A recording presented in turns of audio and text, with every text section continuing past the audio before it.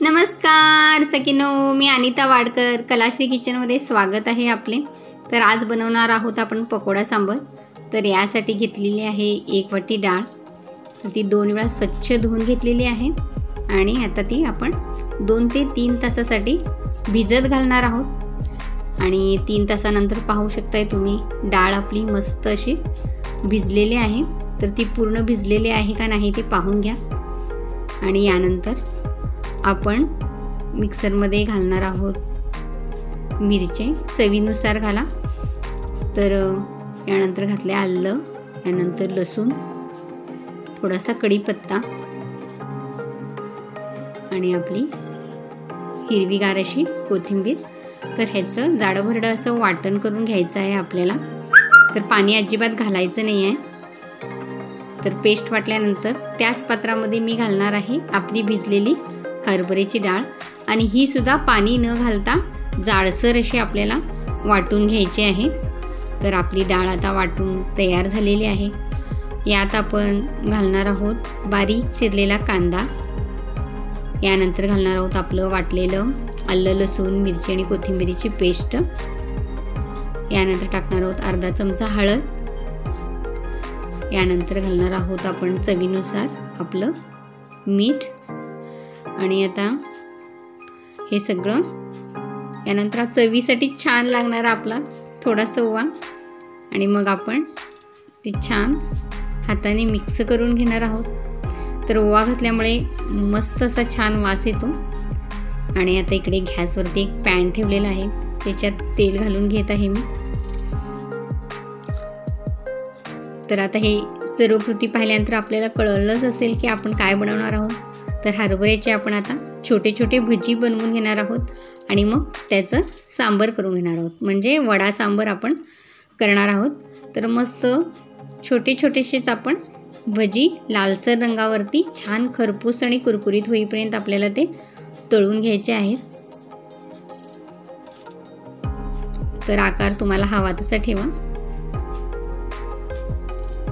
आणि यानंतर थोडंसं मंद आचेवर लाल होईपर्यंत आपण ते तळून घेऊयात। तर मस्त इथे असे तळलेले आहेत। आता ते मी प्लेटमध्ये काढून घेते।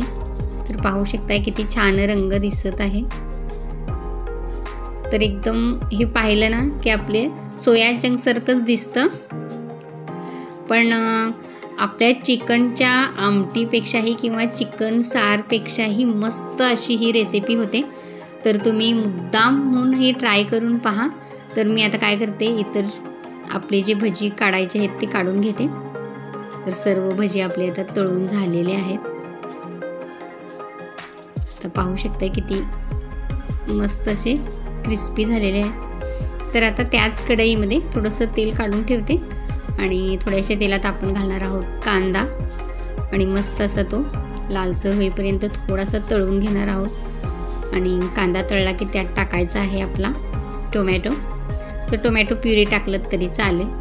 टोमॅटोसुद्धा मस्त असा तेलामध्ये थोडासा परतवून घ्या आणि तो थोडा मेल्ट झाला किंवा मऊ झाला की त्यात आपण टाकणार आहोत आपलं दररोजचंच कांदा लसणाचं तिखट।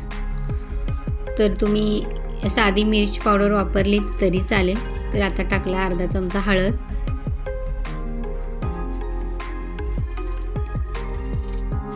यानंतर घातले तिखट आणि आता ग्रेव्हीला जितकं मीठ आपल्याला हवं तितकंच घालायचं आहे किंवा सांबर आपण जितकं बनवतोय तितकं घालायचं आहे, कारण भजीमध्ये ऑलरेडी आपल्या मीठ घातलेलं आहे।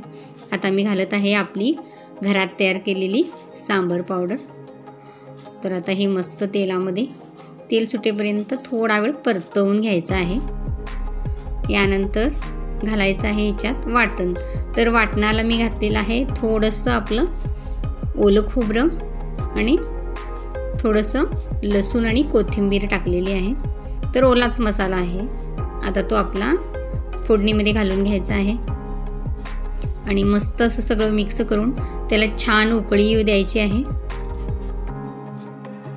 तर 2 मिनिटं आपला मसाला मस्त शिजवून घ्यायचा आहे तो।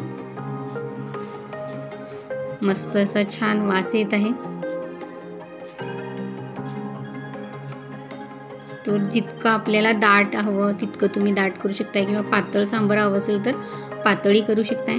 आता सगळ्यांची आवडती आपली कोथिंबीर मी टाकून घेते त्याच्यात आणि यानंतर आपल्याला गॅस बंद करायचा आहे. आणि गॅस बंद झाल्यानंतरच आपले तळलेले हे पकोडे किंवा आपले छोटे भजी त्या सांबारमध्ये टाकायचे आहेत. आणि टाकल्यानंतर ते मिक्स करून घ्यायचं आहे. पाहू शकताय किती मस्त असा रंग आलेला आहे आणि मस्त छान वास सुटलेला आहे.